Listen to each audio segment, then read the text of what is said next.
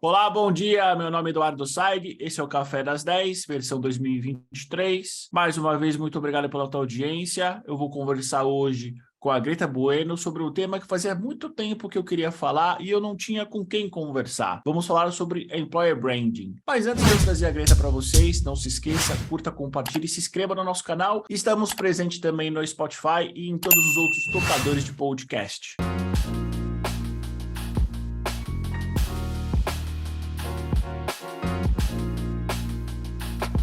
Greta, seja bem-vindo ao Café das 10. Bom dia, como é que você tá? Bom dia, Eduardo. Eu tô bem. Obrigada por esse convite. É uma honra estar aqui.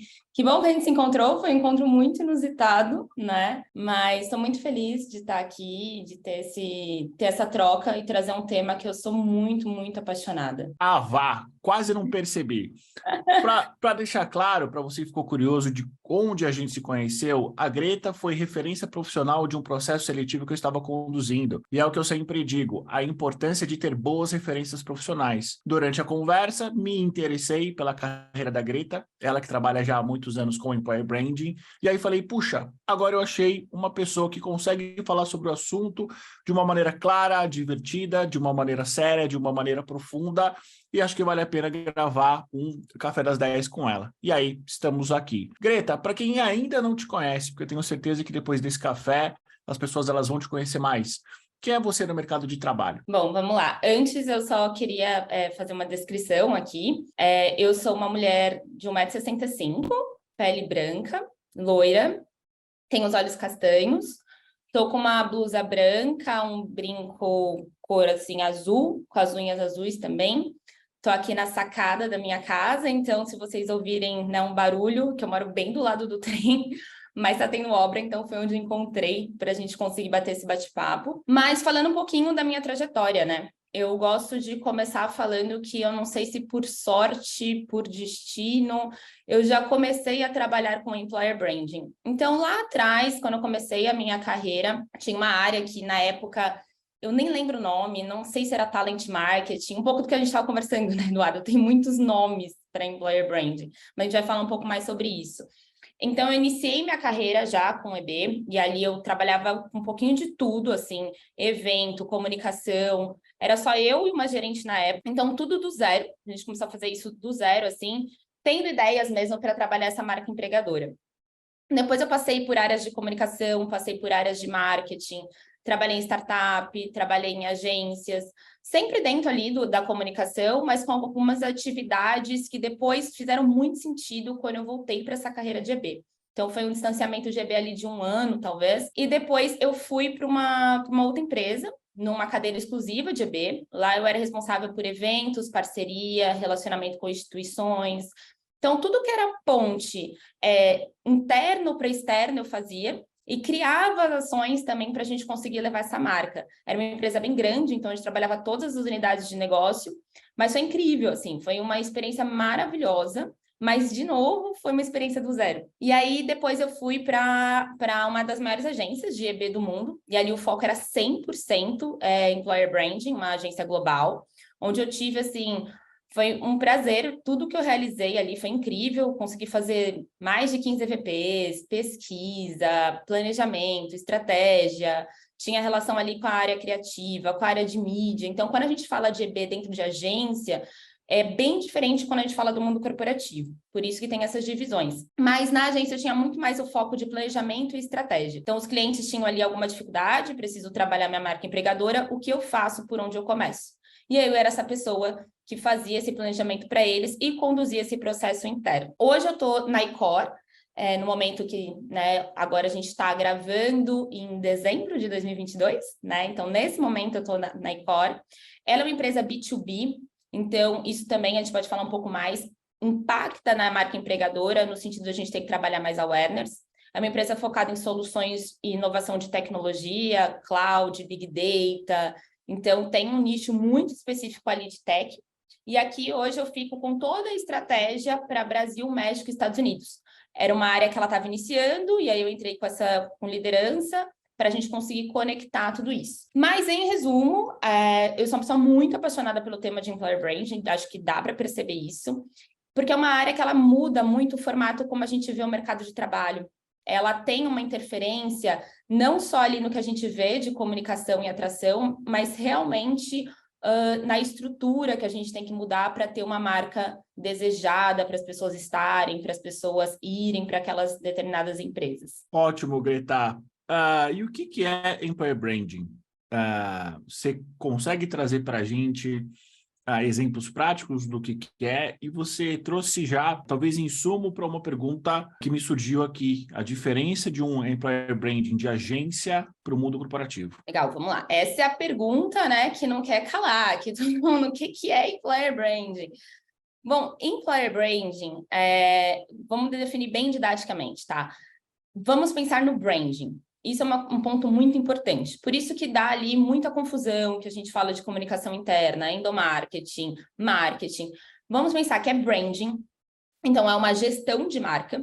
E quando a gente coloca, né, esse employer, a gente está falando da gestão de uma marca onde as pessoas trabalham, né? Para onde as pessoas vão trabalhar, onde as pessoas ficam ali, toda essa parte de atratividade.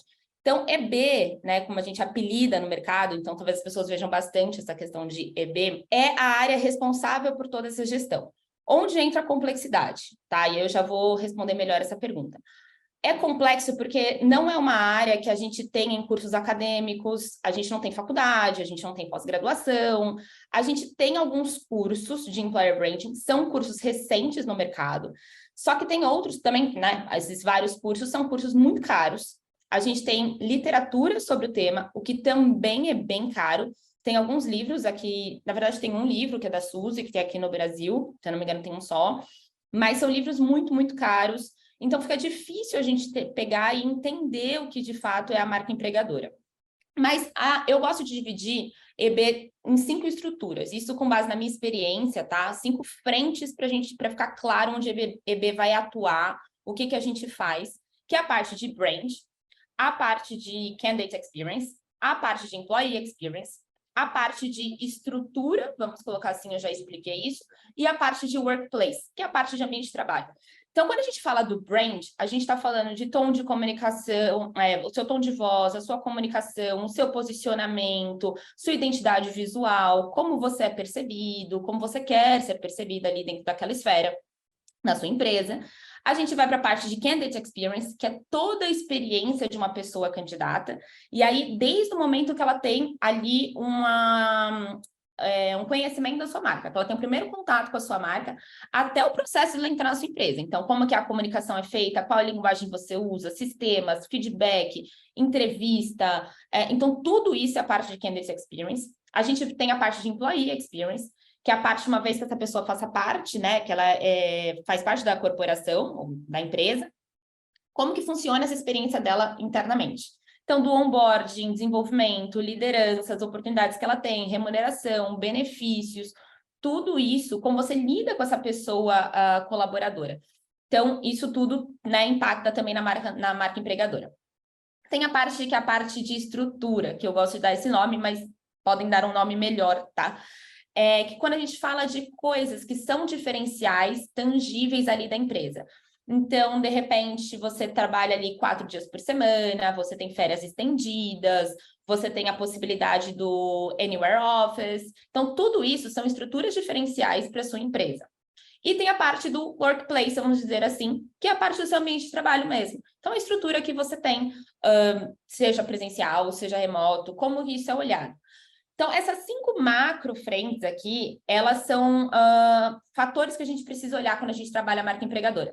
Então, tudo isso a gente vai fazer a gestão de todo esse processo. Isso é importante ter em mente. EB executa muita coisa. Então, por exemplo, os eventos que eu comentei que eu fazia, campanha de atração, de repente, né, mexer nessa parte estrutural que eu falei, mas a gente precisa fazer a gestão. Então, monitoramento de mercado entra nisso, que as pessoas falam da sua marca. E um ponto que eu já não sei se eu estou me estendendo muito na explicação, mas um ponto que as pessoas também ficam bastante em dúvida é como que entra o EVP dentro desse cenário, né? Que é o Employee Value Proposition, como que ele entra com marca empregadora. Por tudo isso que eu comentei, o EVP, ele vai ser o miolinho ali do Employer Branding. Então, eu preciso de EVP para fazer gestão de marca empregadora? Não, porque gestão você faz na sua casa, por exemplo. Você faz gestão da sua vida, você faz gestão dos seus processos, independente se você tenha recursos suficientes para aquilo. O EVP ele é a cereja do bolo para você se distinguir no mercado de trabalho. Então, quais são os seus diferenciais? Quanto uma empresa para se trabalhar? Pelo que você quer ser reconhecido, como você quer ser visto e por quais motivos você quer que as pessoas fiquem na sua empresa. Isso é diferente do que quando a gente fala de cultura e valores, que aí a gente é algo que é a base, né, a coluna ali da sua empresa. O EVP é algo que você constrói com metodologia, com processos, ele demora para ser feito e ele vai distinguir a sua empresa de outras empresas. Então, quando você tem esse EVP, você começa a fazer a gestão da sua marca, fazer ações relacionadas à sua marca empregadora com base nesse diagnóstico que você teve. Porque o EVP, esqueci de falar essa parte, mas o EVP, ele é construído com base em pesquisa com as pessoas que trabalham na sua empresa. Então, você conta uma verdade, você não inventa algo, você conta uma verdade que ela está no presente e para onde você quer ir. Então, ele acaba se tornando muito a base das ações que você vai fazer em Employer Branding. Então, é muito mais sobre essa gestão de marca. E quais são os desafios do dia a dia que uma área de Employer Branding enfrenta? São muitos. Já antecipo que são muitos. Mas por que também? Esses desafios, eles são variados por ser uma área que ainda é desconhecida. Então, você precisa continuamente provar o valor daquela área. Não é algo, principalmente aqui no cenário Brasil-América Latina, tá?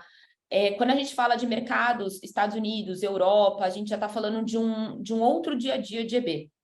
Mas aqui, você precisa ter muito essa questão de convencimento. Não é um dia a dia regular, não tem uma rotina estabelecida, não é algo que se você quer trabalhar com Employer Branding, você vai chegar e falar, tá bom, eu começo daqui para cá, para cá, para cá, tá feito. Não. Você vai precisar inventar muita coisa, então é algo que a gente faz.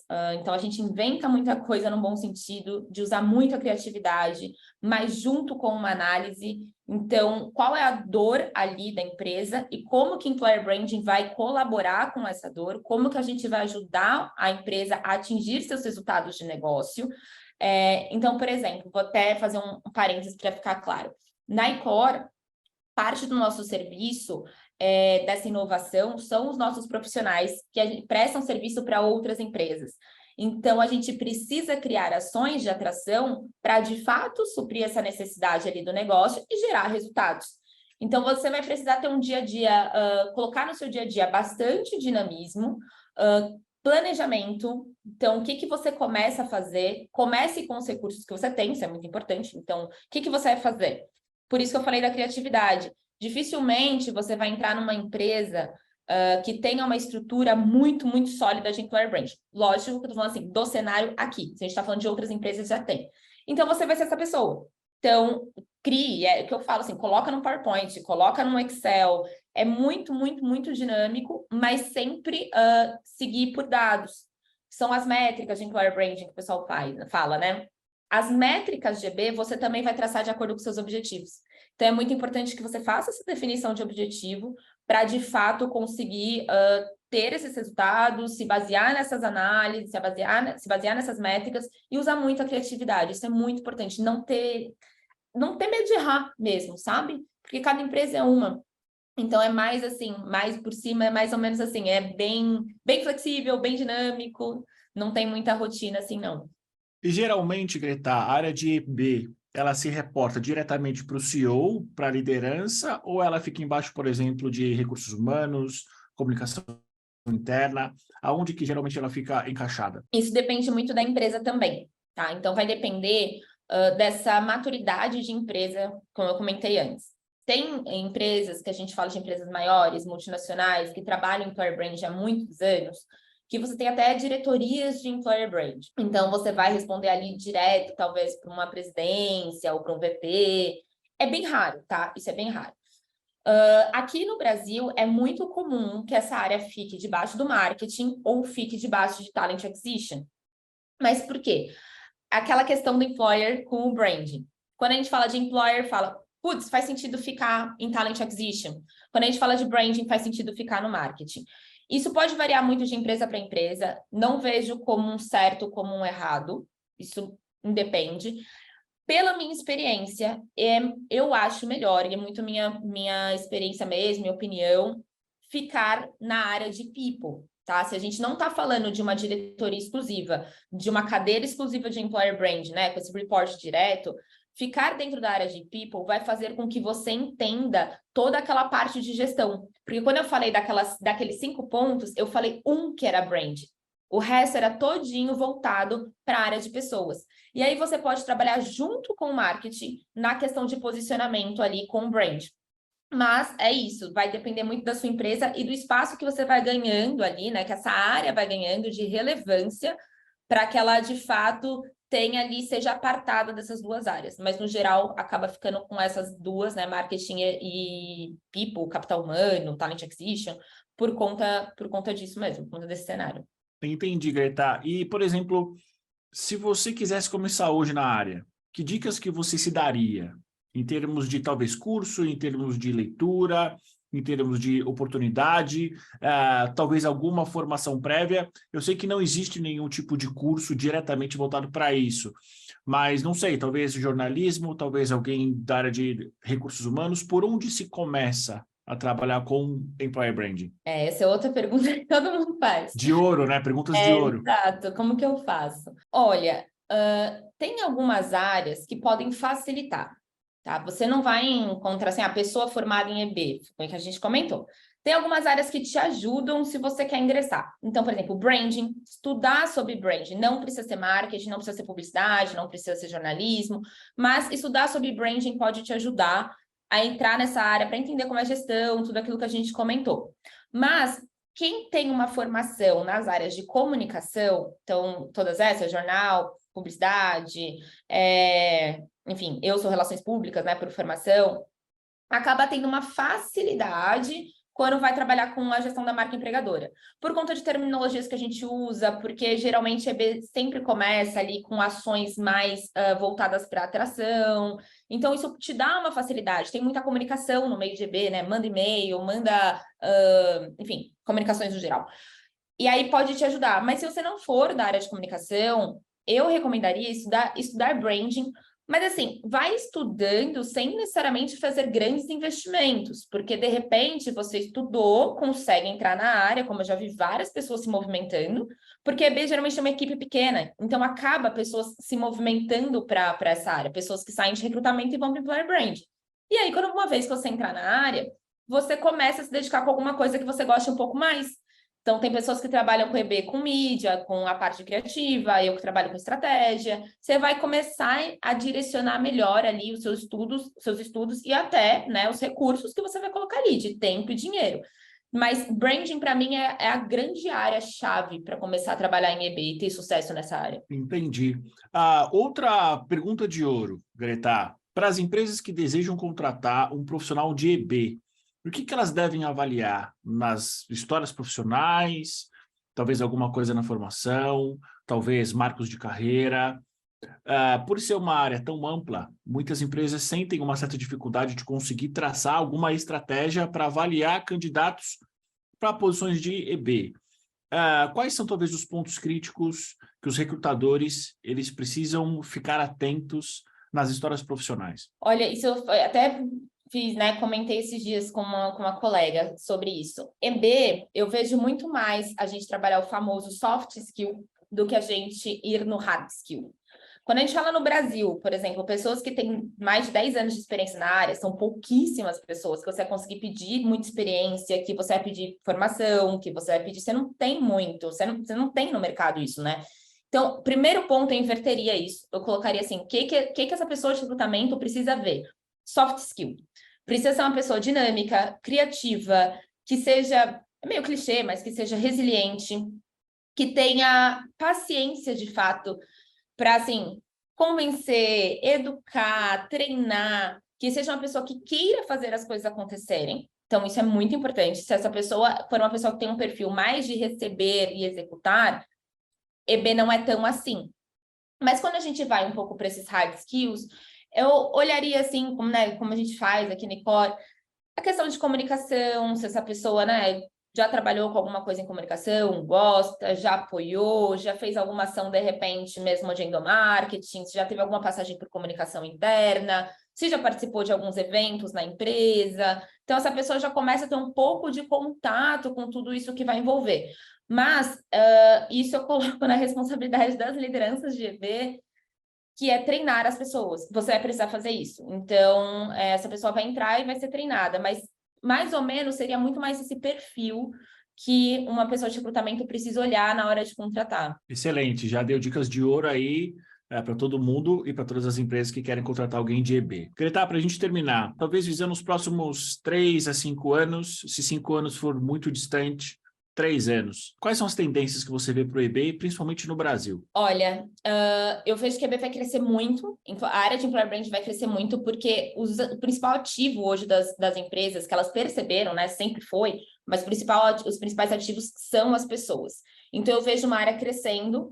Acredito que a gente passe a ter muito mais, aqui no Brasil, muito mais gerências de Employer Branding. Acredito também que a gente vai ter, começar a ver um pouco mais de publicidade voltada para EB, mas isso daria um outro episódio, tá? Um pouco mais de investimento nessa área, isso acho que realmente vai acontecer. E um ponto que eu venho falando há um tempo, e aqui, ó, acho que é o primeiro lugar que eu falo público, assim, sobre isso, eu acredito que a gente vai ver um movimento de áreas de Employer Branding crescendo também em agências clássicas, agências de publicidade, agências de comunicação, porque são lugares onde ela já tem o recurso.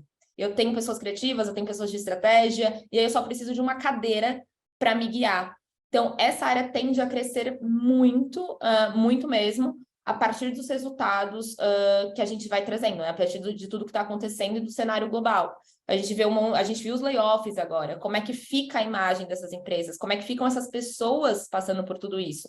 Então, eu acho que vai crescer cada vez mais, quem sabe um dia ter as diretorias de EB, ter todo mundo, todas as empresas terem uma área de EB, seria incrível. E acho que a gente vai para esse lugar. Me tira uma dúvida, Greta, quando você fala das agências terem essas áreas, são para um EB interno ou para vender serviço para outras empresas? Provavelmente para vender serviço. Provavelmente vender serviço. Entendi. E aí as corporações, né, as pessoas também, os profissionais de EB ficarem de olho nisso e as corporações também ficarem de olho nisso, né?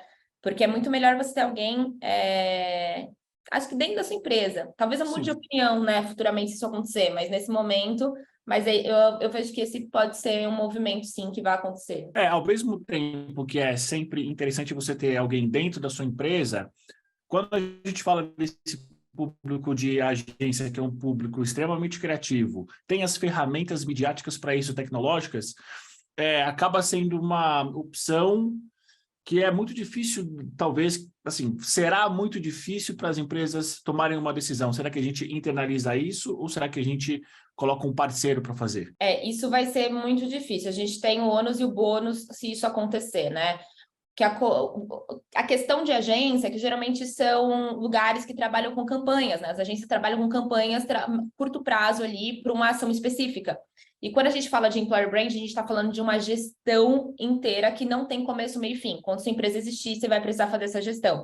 Então, tem um risco ali de a gente começar a fazer muitas campanhas de atração, se for, né, um caso de voltar, né, virado para uma agência, só que não fazer a gestão completa. Porém, tem isso que você comentou.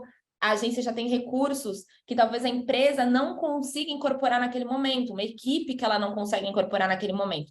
Então, vamos ver o que vai ali, o que vai se desenvolver desse cenário. Mas é o que eu venho observando, não sei, vamos ver. Excelente. Última pergunta sobre esse tema. Você já teve experiência, Greta, de você gerenciar uma agência, um parceiro externo que está fazendo campanhas ou não? Você basicamente só conduziu todos esses processos internamente? Não sei se eu entendi muito bem essa pergunta, mas quando eu estava na agência, eu fazia isso para os clientes.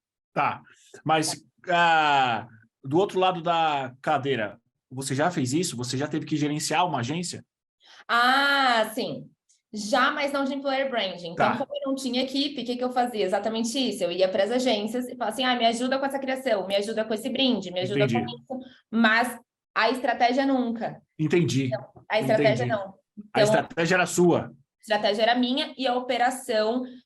mas foi tão pouco que eu fiz isso, que geralmente a EB não tem ainda um investimento grande para a gente conseguir ter esse suporte de agência. A gente acaba internalizando e trabalhando com os recursos que a gente tem. Entendi, ficou super claro. Greta, quero agradecer pelo seu tempo. Estamos gravando, para você que está vendo, a gente está ouvindo, dia 27 de dezembro. Geralmente está todo mundo de férias, mas estamos aqui. Quero agradecer muito, Greta, pelo seu tempo. Para quem quer conversar com você, para quem quer te achar, aonde te encontram? Perfeito. Bom, Greta Bueno, em tudo quando for rede vai ser Greta Bueno. E eu também tenho um Instagram, junto com a Carol Lafuente, que também é líder em Employer Branding, onde a gente fala mais bem didaticamente sobre EB, que é @EB_OK. E ali a gente comenta um pouco mais. Eu amei estar nesse bate-papo, foi incrível. Que bom você trazer esse tema, Eduardo. Eu fico super feliz, porque eu realmente acredito que quanto mais pessoas a gente tiver trabalhando com gestão de marca empregadora, a gente vai ter lugares melhores para as pessoas ficarem. Lugares onde as pessoas querem ficar, onde as pessoas querem ir. Então, a gente realmente tem essa possibilidade de mudar um pouco o mercado de trabalho, sabe? Eu acredito nisso 110%. Acho que quanto mais esse tipo de assunto for falado, quanto mais os líderes entenderem a importância, melhores lugares serão construídos. Eu acho que melhores lugares serão construídos e eles serão permanentes. Porque a gente sabe que muitas vezes a cultura das empresas mudam, o dia a dia muda, e aí as coisas são muito bem planejadas, são muito bem construídas, mas elas não são duradouras. Então, eu acho que o EB é uma excelente ferramenta para transformar a vida de quem trabalha no mundo, principalmente no mundo corporativo, melhor, mais fácil. Perfeito. Muito, muito obrigada. O prazer foi todo nosso. Para você que está vendo a gente, está ouvindo, antes que eu me esqueça, meu nome é Eduardo Sag, eu sou um homem de mais ou menos 1,90 m, estou usando um fone gigante, estou usando um óculos também grande, uso uma barba recém-feita, então espero que você tenha conhecido um pouquinho mais de mim, apesar que você deve me ver e deve me ouvir há mais ou menos 2 anos, mas acho que é a primeira vez que eu me descrevo, aprendi isso com a Greta. Greta, muito obrigado, com certeza você volta, e para você que está vendo a gente assistindo, até semana que vem. Obrigada, Eduardo.